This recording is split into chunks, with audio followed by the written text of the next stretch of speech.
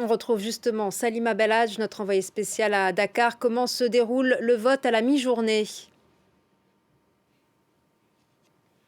Alors, je suis particulièrement dans le quartier de Mermoz, au cœur de Dakar, où tout se déroule dans le calme depuis ce matin et sous affluence. Il y a beaucoup de monde qui vient voter depuis ce matin dans ce bureau de vote. Vous voyez derrière moi, les gens affluent, récupèrent les bulletins de vote, vont dans l'isoloir et vont ensuite déposer leurs bulletins dans l'urne qui est derrière moi. Et puis, pour lutter contre la fraude, les électeurs trempent le petit doigt dans de l'encre rose, preuve qu'ils ont voté et donc ils ne peuvent pas se représenter.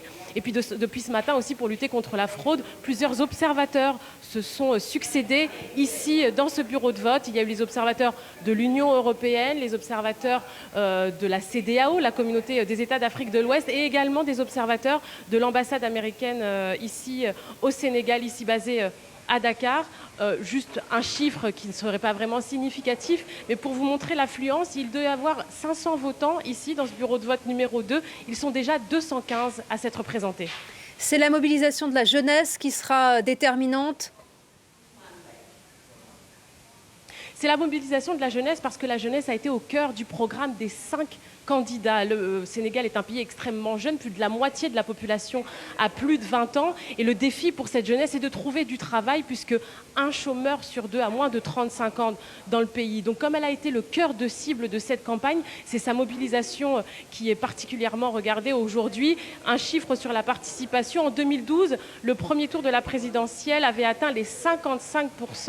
Les observateurs se demandent si on arrivera à ce chiffre à la fin de la journée. Merci beaucoup Salima Belhadj pour toutes vos précisions. Merci à vous. On retrouve maintenant Sarah Sako, notre correspondante à Pikine, qui se trouve cette fois dans la banlieue, la grande banlieue de Dakar. Y a-t-il une forte participation? Oui, forte participation ici à Pikine aussi, Judith. Il y avait foule en fait avant même l'ouverture des centres de vote et puis de longues files toute cette matinée. Vous pouvez peut-être encore le voir derrière moi, même si nous sommes déjà à la mi-journée. Les gens se disent très enthousiastes. Les électeurs avec qui j'ai discuté m'ont expliqué avoir préféré s'y prendre dès la matinée pour vaquer ensuite tranquillement à leurs occupations. Il faut dire que cette école où je me trouve, l'école Cheikh Tidiane, est un gros centre de vote de l'agglomération. Il y a ici 12 bureaux et pas moins de 7000 électeurs sont attendus d'ici 18 heures, qui est l'heure officielle de fermeture des bureaux à Pikine. Pikine qui est en fait le deuxième bastion électoral du pays après Dakar. C'est donc une ville particulièrement peuplée.